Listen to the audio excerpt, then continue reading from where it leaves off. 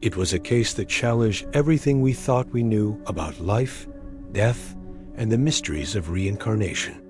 In 1958, the Pollock twins, living in a quiet village in England, became the focus of a story that would captivate the world's attention.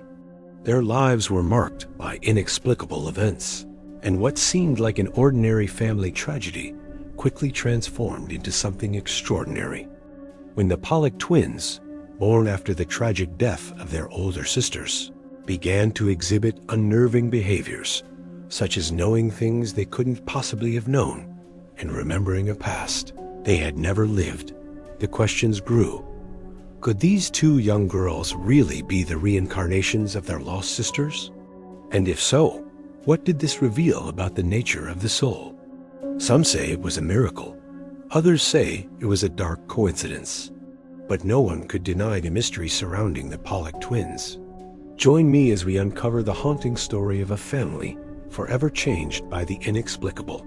Before we dive into this chilling story, make sure to hit that subscribe button and turn on notifications so you never miss a spine-tingling tale from the past.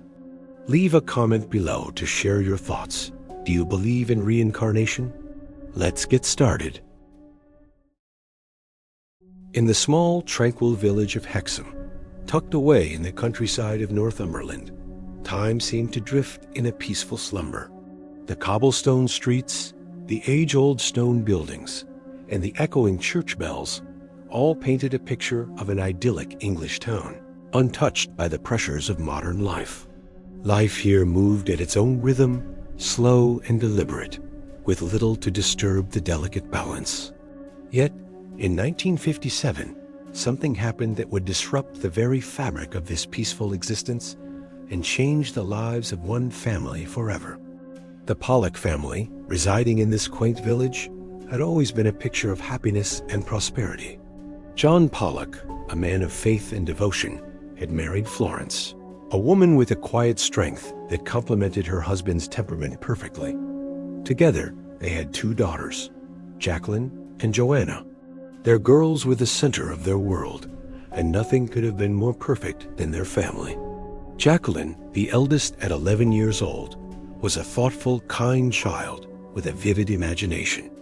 6-year-old Joanna was more energetic and playful, constantly bringing joy to everyone around her with her infectious laughter and wild ideas. The Pollocks were a close-knit family, bound by love and shared moments that felt as though they would last forever. But in the blink of an eye, everything would change. May 1957 brought with it a tragedy so devastating, so beyond the realm of belief, that it would alter the course of the Pollock family's life. One warm afternoon, the Pollocks were out running errands, like they had so many times before, when an accident on a narrow, winding road would forever change the course of their lives. In a moment of chaos, the family's car collided head-on with another vehicle, leaving Jacqueline and Joanna dead at the scene. The loss was staggering, not just for the Pollocks, but for everyone who knew them. The peaceful village that had once felt so secure now seemed to tremble in the wake of this disaster. The Pollocks were left in a grief so deep, so consuming, that it threatened to swallow them whole. In the wake of such a loss, there was no comforting words, no quick fixes. The pain felt like a permanent weight pressing down on the hearts of John and Florence. It was the kind of grief that leaves you gasping for air. It turns the world into a dark and unfamiliar place. Florence found herself spending hours at her daughter's graveside, as if in some attempt to find peace in the midst of the chaos. John, too, sought solace in the church, hoping that his faith would be enough to carry him through this unfathomable sorrow.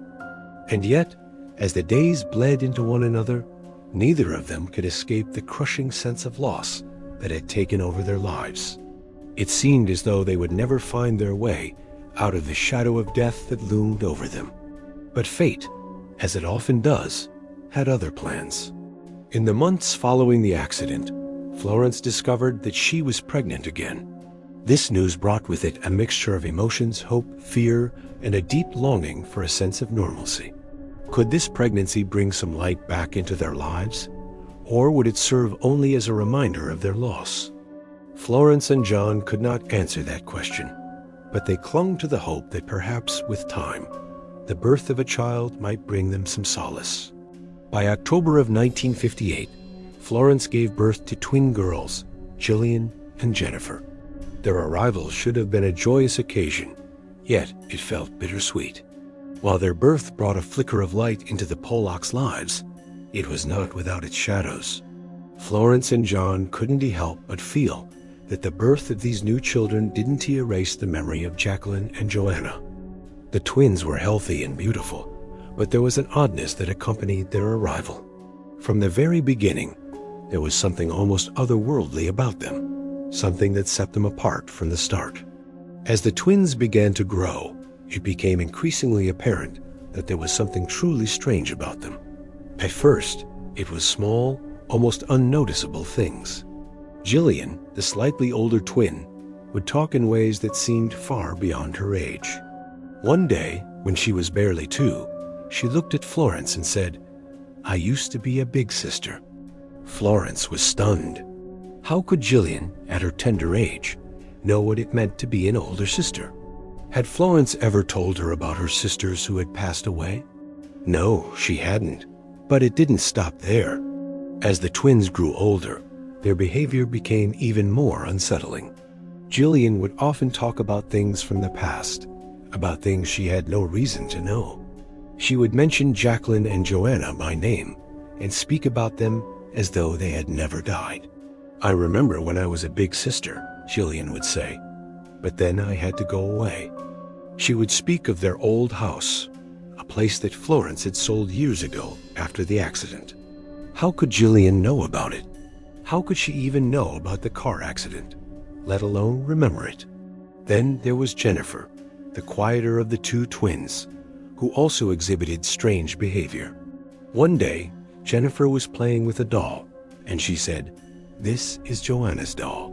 She had it before, but now it's mine." Florence's heart skipped a beat. How could Jennifer know that? How could she possibly know about Joanna's doll? It was a simple toy, but it was also something that had been left behind, a relic of a time before the tragedy.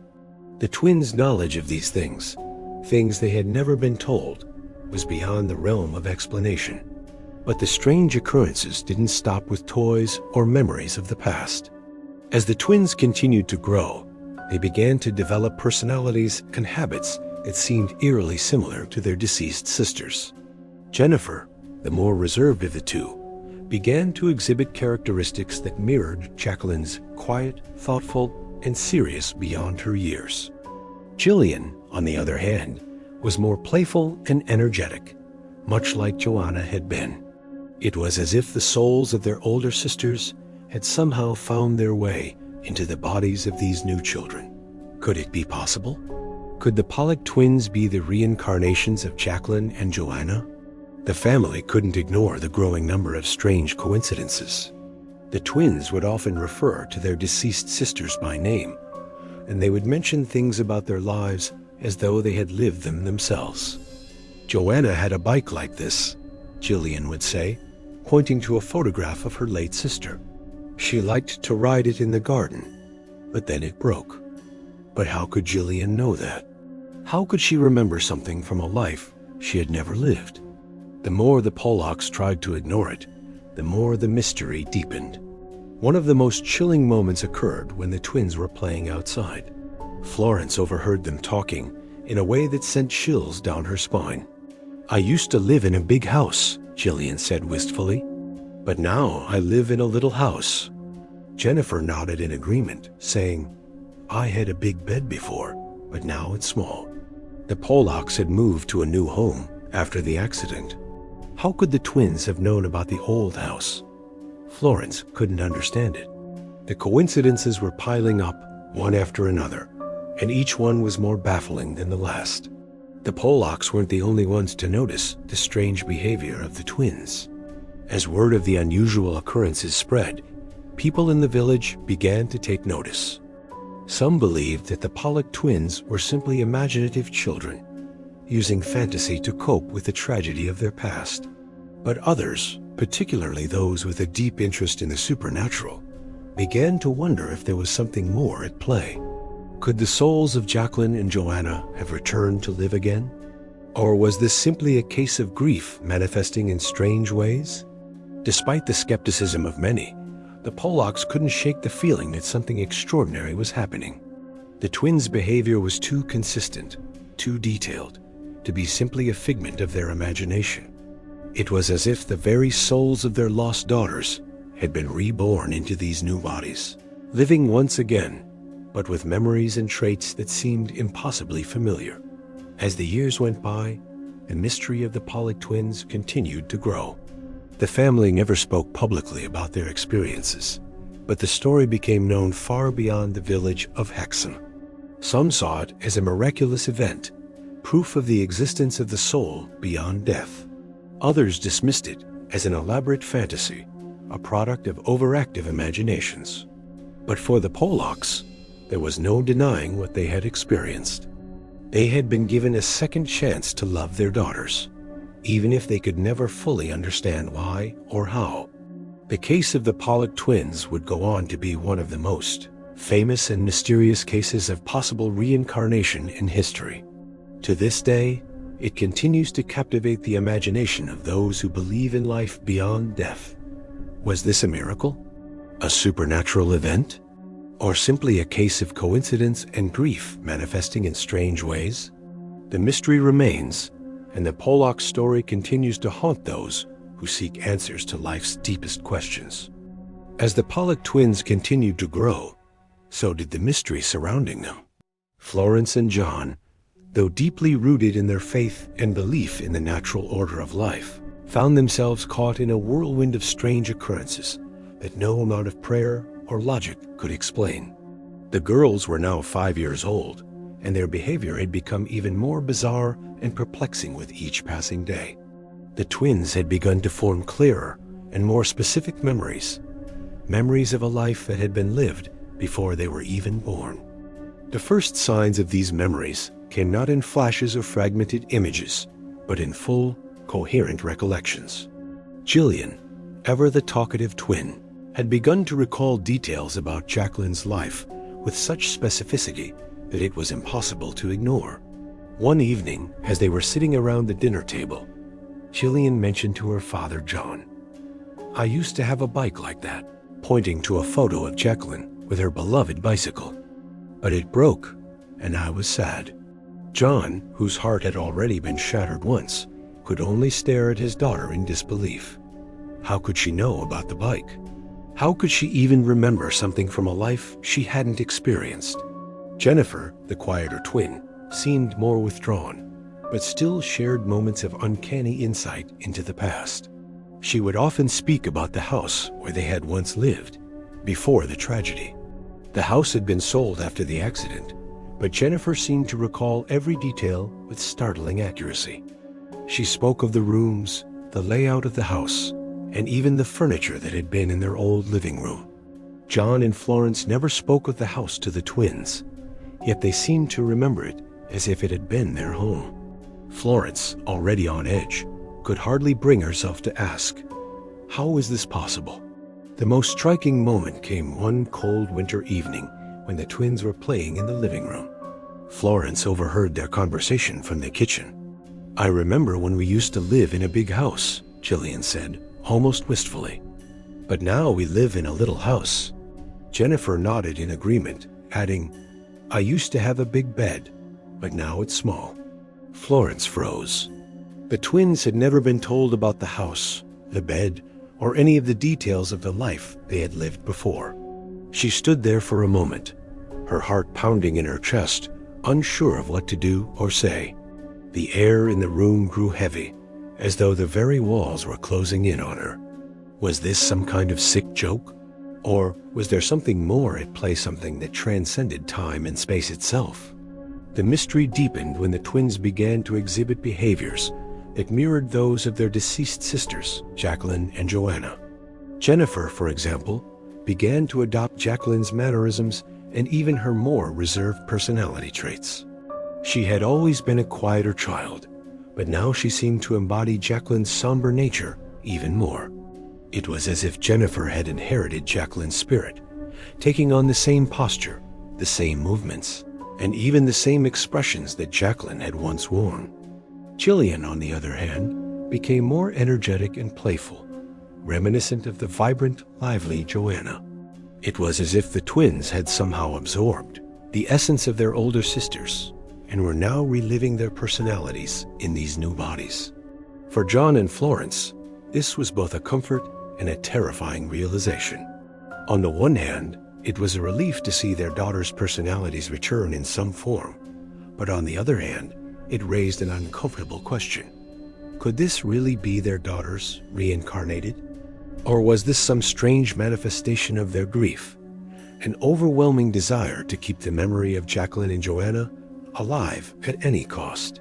The line between reality and imagination was becoming increasingly blurred, and the Pollocks were left to grapple with the possibility that something beyond their comprehension was happening in their home. There were also moments when the twins would speak of their other lives as though they had never left. One day, while playing with a toy, Jillian said, "I used to be a big sister, but I'm little now." Jennifer, sitting next to her, added, "I used to sleep in a big bed, but now I sleep in a little bed."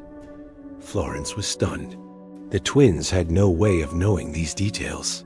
They had never been told about the lives of Jacqueline and Joanna in such specific terms. How was it possible for them to recall these things so vividly, as if they had lived them themselves? It wasn't just the memories that made the Pollocks uneasy. It was the twins' interactions with their surroundings. One afternoon, while walking through the village, Jillian stopped in front of a particular shop and said, "This is where we used to go." Florence looked at her daughter, bewildered. "Where we used to go?" she asked, not understanding what Jillian meant. Jillian, pointing to the shop, replied, "Mummy used to take me there when I was big." The shop had been closed for years, long before Jillian and Jennifer were born. Florence stood frozen, unable to process the impossibility of the situation.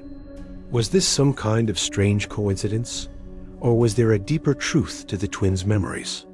It was becoming clear to Florence and John that they could no longer dismiss the events as mere imagination. The coincidences were too numerous, too specific, and too consistent. The Pollocks' grief was undeniable, but it seemed that the girls had transcended their past lives in a way that defied explanation. Whether this was a miracle, a curse, or simply an extraordinary case of the mind grappling with loss, no one could say for sure. But one thing was certain. The Pollocks were living through something far beyond their understanding. As the years passed, the twins' memories of their past lives began to fade.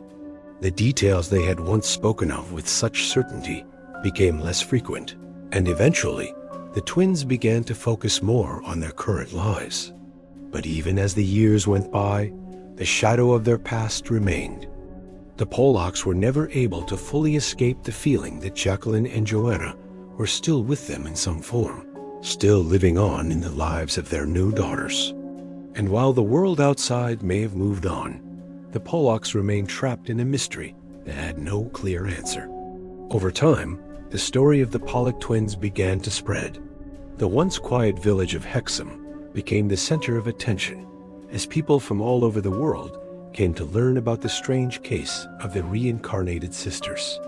Some believed it was a sign of something divine, a miracle that proved the existence of the soul beyond death. Others were more skeptical, dismissing the story as the product of grief and imagination. But no one could deny the oddities that surrounded the Pollocks, nor the mystery that seemed to hang over their family.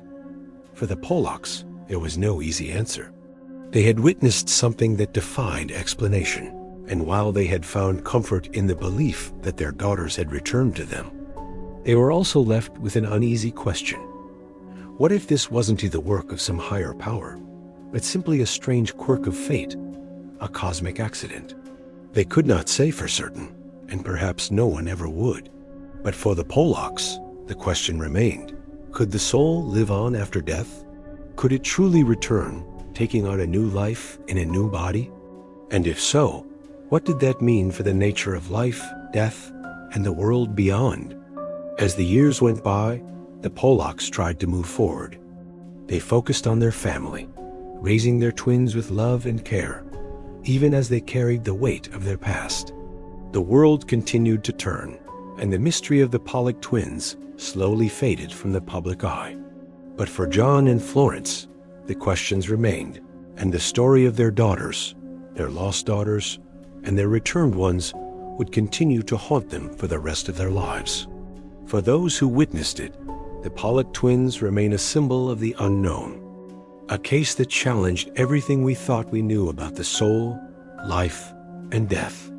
And while the world may never fully understand what happened to the Pollocks, one thing is clear: the bond between parent and child is unbreakable, even by the boundaries of time itself.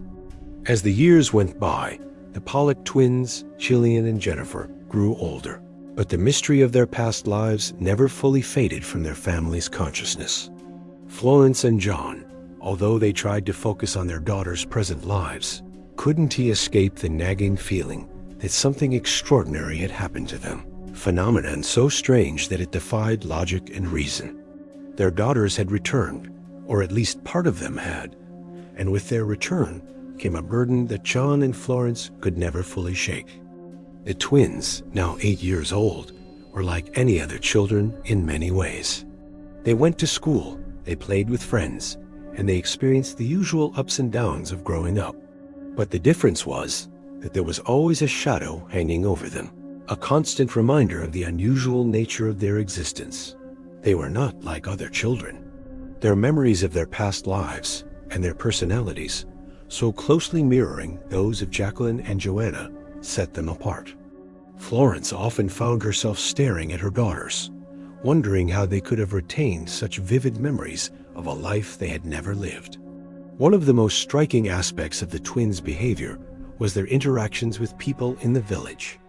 As the years passed, they began to interact more with the townspeople, many of whom had known Jacqueline and Joanna before the accident. Strangely, many of these people began to feel as though they were seeing a familiar face in the twins. "You look just like your sisters," one elderly woman remarked to Jennifer, who was sitting quietly by the bakery. Jennifer, with a slight smile, would reply, "I used to look like her." She was referring, of course, to her deceased sister, Jacqueline, but the remark was so casual, so nonchalant, that it sent a chill through those who overheard it. This casualness with which the twins spoke about their past lives was unsettling to those who had known Jacqueline and Joanna. They had no memories of the tragic accident, but they seemed to have an uncanny ability to recall intimate details of their sisters' lives. It wasn't just the adults who noticed it. The other children at school would often comment on the twins' odd behavior. "You guys are like, your sisters," one boy said, unsure of how to phrase the observation. Jillian, without missing a beat, simply smiled and said, "Yes, we are. But we're new now." The other children were left confused, unsure of how to respond. It was at school that the twins began to truly demonstrate the depth of their memories. Jillian, the more outgoing of the two, was quick to make friends with the other children, but she would often talk about things that none of the other children could understand. She would talk about the garden at their old home, a place where Joanna had spent hours playing, and she would mention it with such detail that Florence and John felt a shiver run down their spines. How could Jillian remember something like that when she had never been there before?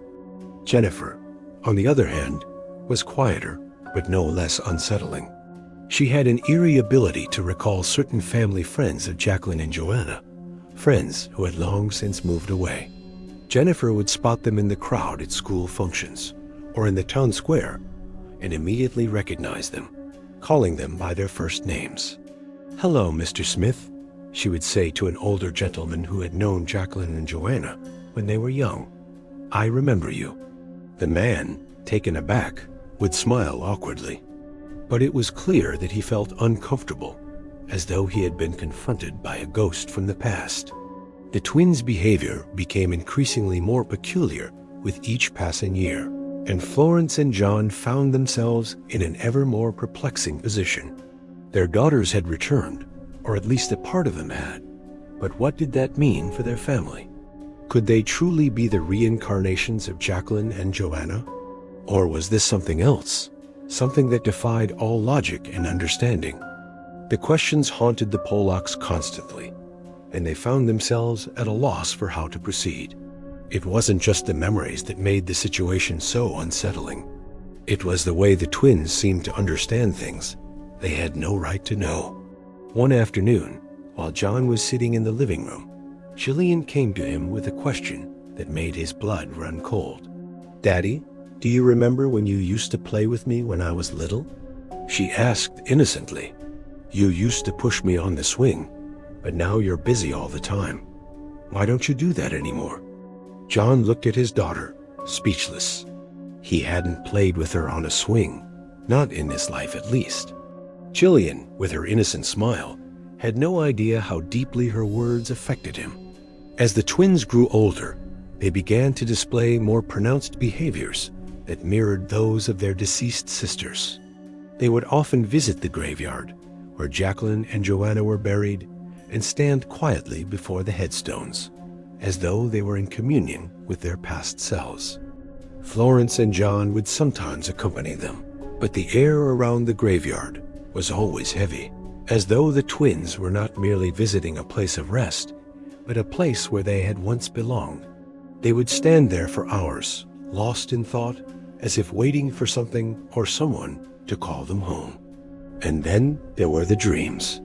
Florence began to have vivid dreams about Jacqueline and Joanna, dreams in which they were still alive, still running through the fields and playing in the garden. But in these dreams, they weren't children anymore. They were grown, adults who were trying to speak to Florence, to tell her something important. The dreams always ended the same way, with the two girls reaching out to her. But before they could speak, Florence would wake up, heart pounding, only to realize that they were gone. It was as though Jacqueline and Joanna were trying to communicate something to her, something that she couldn't quite grasp. But what could they possibly want to tell her? Florence shared these dreams with John, but he was less receptive. He had always been a man of reason, of logic, and he struggled to believe in the supernatural. But even he could not deny the oddities that had been happening in their lives. The twins' memories, their behavior, their uncanny resemblance to Jacqueline and Joanna. It was all too much to dismiss as coincidence. There were too many unanswered questions, too many unexplained occurrences, and as much as he tried to suppress it, John couldn't help but wonder, was there something more to this? Was there some truth to the idea of reincarnation? Over time, the story of the Pollock twins spread beyond the village of Hexham. The local newspaper ran an article about the girls and their strange memories, and soon, people from all over the country began to take an interest in the case. Some believed that the twins were truly the reincarnations of Jacqueline and Joanna, sent back to continue their lives. Others dismissed the story as the product of a grieving mother's mind. But for those who knew the Pollocks, the case remained a mystery that could not be easily solved. John and Florence, despite the growing attention, remained tight-lipped about their daughter's experiences. They had no answers, no explanations for the strange events that had unfolded in their home. They simply tried to live their lives as best they could, raising their daughters and dealing with the daily realities of life, all the while carrying the burden of a mystery that would never be fully understood. One thing was certain: the Pollocks had been touched by something extraordinary. Whether it was a miracle, a curse, or something else entirely, no one could say. But for the Pollock family, the question of reincarnation would continue to haunt them for the rest of their lives. The memories of Jacqueline and Joanna, and the strange behavior of their twin daughters, would be a part of their story forever. As time marched on, the twins grew into adolescence, and their memories of their past lives began to fade, replaced by the memories of the present. But for John and Florence, the question of what had truly happened to their daughters would never leave them. They would carry it with them for the rest of their lives, always wondering, always questioning, and never fully understanding what had taken place in their home. And perhaps, in the end, that was the greatest mystery of all, because sometimes the most haunting stories are the ones without answers. The years passed, and the Pollock twins, Jillian and Jennifer, grew older, but the strange events surrounding their lives remained a part of their existence. They were no longer the little children who spoke about past lives as though they were recounting an ordinary memory, but the memories had not entirely faded. As teenagers, the twins had matured, and their lives had become more integrated with the world around them. Yet, their past, the lives they had once lived, still lingered, a shadow that neither they nor their parents could fully escape. John and Florence, despite their best efforts to move on, found that the mystery of their daughter's past lives continued to haunt them. While the twins had grown into their new identities, complete with the complexities of adolescence, there was always a subtle undertone to their actions. Jillian, who had been the more energetic of the two, often found herself lost in thought, staring into space as though trying to grasp a memory just beyond her reach. Jennifer, on the other hand, had become quieter and more introspective, as if the weight of the past was something she could never quite shake. It wasn't just the Pollocks who noticed these lingering echoes of the past. As Jillian and Jennifer moved through the world, there were subtle reminders, tiny flashes of behavior that set them apart from their peers. They would occasionally speak about things from their previous lives, things that they should have no memory of. One day, during a visit to the local park, Jennifer turned to her mother and said, "I remember when we used to play in a garden like this. It was big, and there were lots of flowers." Florence, startled, glanced at her daughter, confused. The twins had never been to that park before. How could Jennifer know what it looked like? Jillian, too, continued to exhibit strange behaviors. One afternoon, she pointed to a photograph of their old home, the one that had been sold after the accident, and said, "That was my bedroom, but I had to leave it behind." This simple comment stirred something deep inside Florence. The house had been sold years ago, and yet Jillian seemed to recall it with such certainty. It was as if the twins' memories had never fully faded, even as they grew older. Were they still holding on to the past? Were their memories of Jacqueline and Joanna's lives somehow entwined with their own?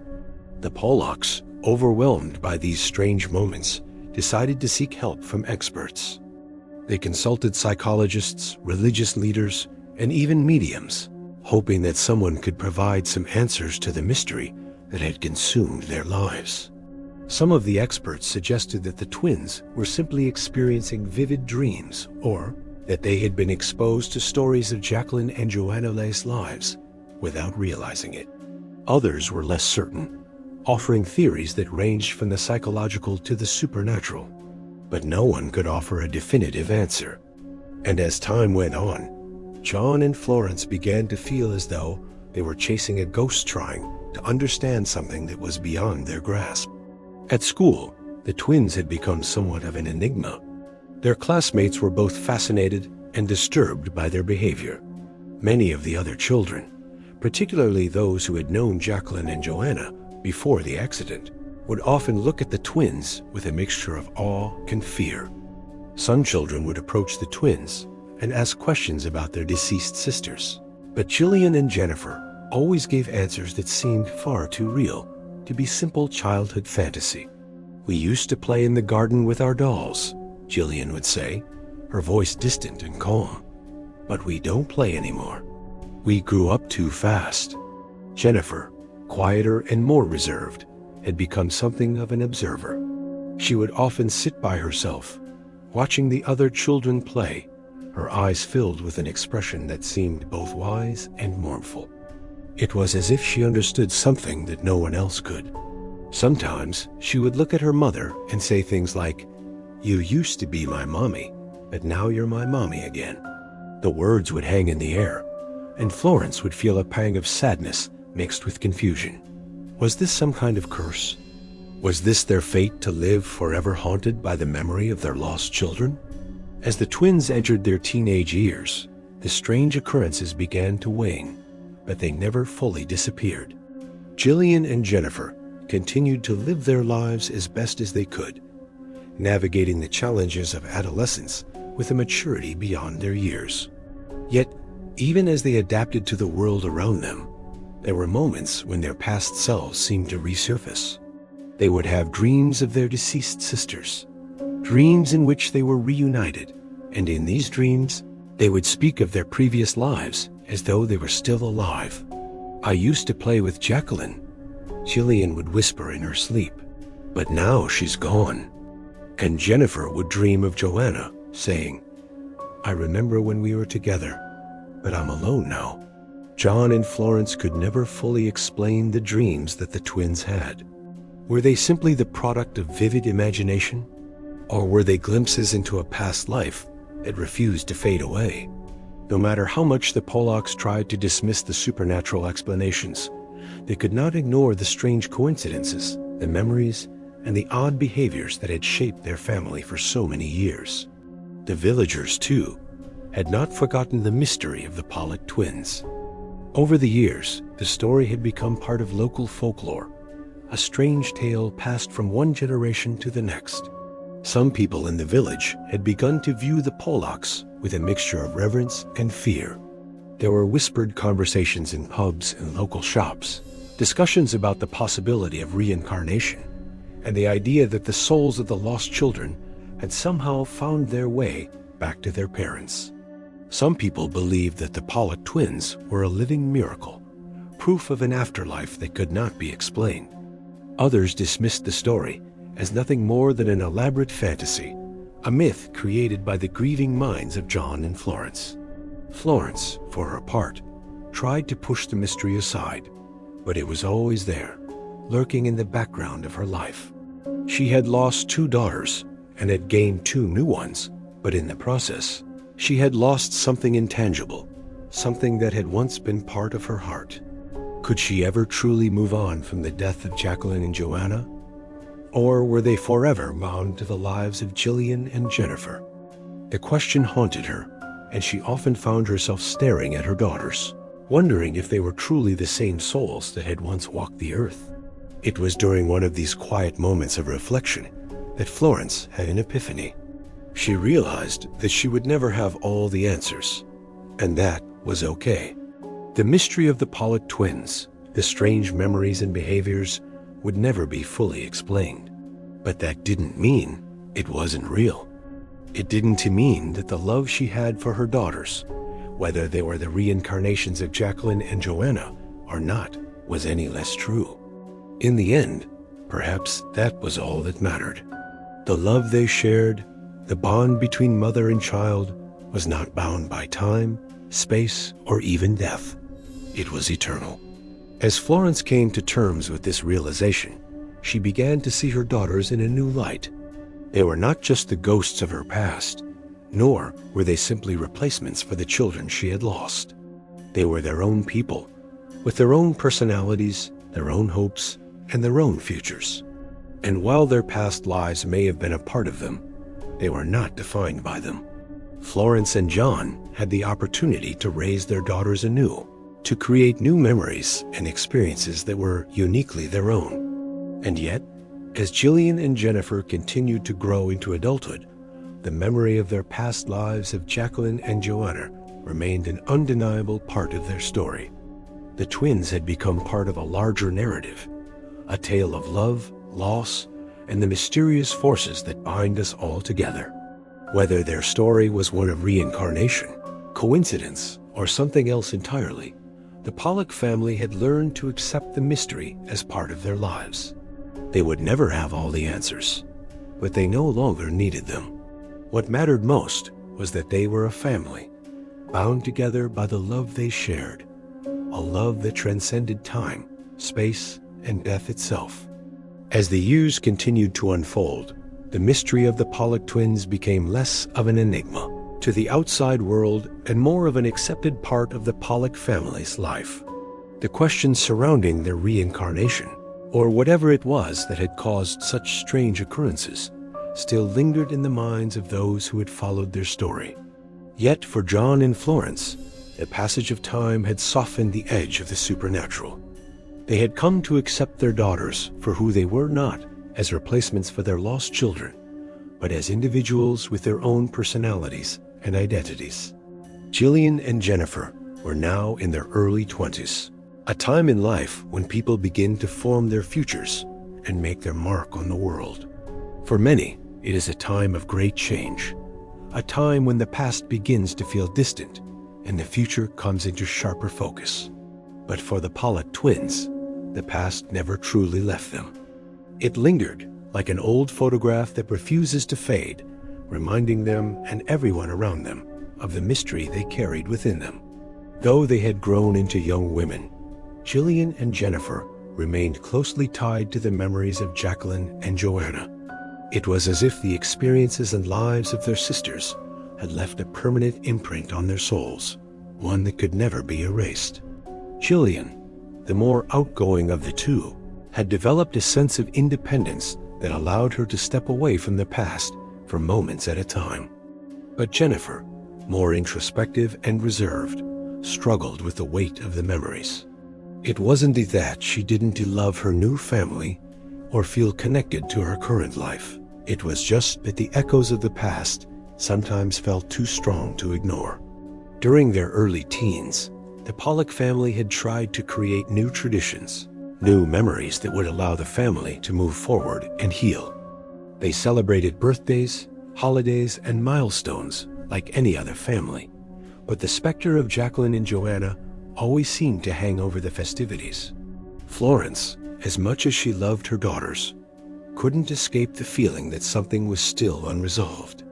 It was as though she could never fully enjoy the present without the past sneaking in, like a shadow that refused to be shaken off. John, too, struggled with the weight of their daughters' past lives. As a man of faith, he found solace in the belief that the soul endures beyond death. But even he could not ignore the way Jillian and Jennifer seemed to carry the memories of their late sisters with them. For a long time, John had dismissed the idea that the twins might truly be reincarnations of Jacqueline and Joanna. It seemed far-fetched, even absurd. But the more he witnessed their behaviors, the more he began to wonder, was this a miracle? Or was it simply a manifestation of the deep grief that had taken root in their lives? As the twins entered adulthood, they became more aware of the mystery that surrounded them. They had long since stopped speaking openly about their past lives, but they both knew that something extraordinary had occurred. Jillian, who had always been the more outspoken twin, occasionally made remarks that hinted at the memories she still carried with her. One evening, while sitting with her family, she remarked casually, "I remember when I used to be older. When I was Jacqueline, I used to help Mummy in the garden." Florence, who had learned to mask her feelings, did not react outwardly, but inside, a wave of emotion washed over her. How could Jillian remember these things? How could she speak so freely of a life she had never lived? Jennifer, on the other hand, had grown quieter as she aged. She rarely spoke about the past, but there were moments when her gaze would become distant, and her eyes would take on a look of recognition, as though she was reliving memories that no one else could see. It was during these moments that Florence and John felt a deep sorrow in their hearts. They understood that Jennifer carried something heavy within her, something that couldn't be easily explained or understood. And while they wanted to protect her from the weight of it all, they knew that the memories of Jacqueline and Joanna would never fully fade away. The twins' experience continued to be a source of fascination for those around them, and the story of the Pollock family had become the stuff of local legend. People in the village still spoke of the mysterious twins who seemed to possess the memories of their deceased sisters, and rumors of reincarnation began to spread beyond Hexham. Some people came to the Pollocks' home, hoping to meet the twins and witness the mystery for themselves. Others, more skeptical, dismissed the entire story as a product of overactive imagination and grief. But for Florence and John, the story was never about public recognition or fame. It was a deeply personal matter, one that affected every aspect of their lives. As the years went on, they began to accept that they would never fully understand what had happened. They would never have a clear answer to the questions that had haunted them for so long. But they had come to terms with the idea that perhaps the mystery itself was part of their family's story. A story that was, in its own way, a testament to the enduring power of love. Jillian and Jennifer, despite the weight of their past, had developed lives of their own.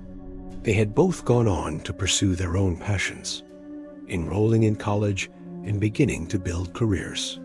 Jillian, with her vivacious spirit, had taken an interest in art and design, while Jennifer, more introspective, had focused on literature and writing.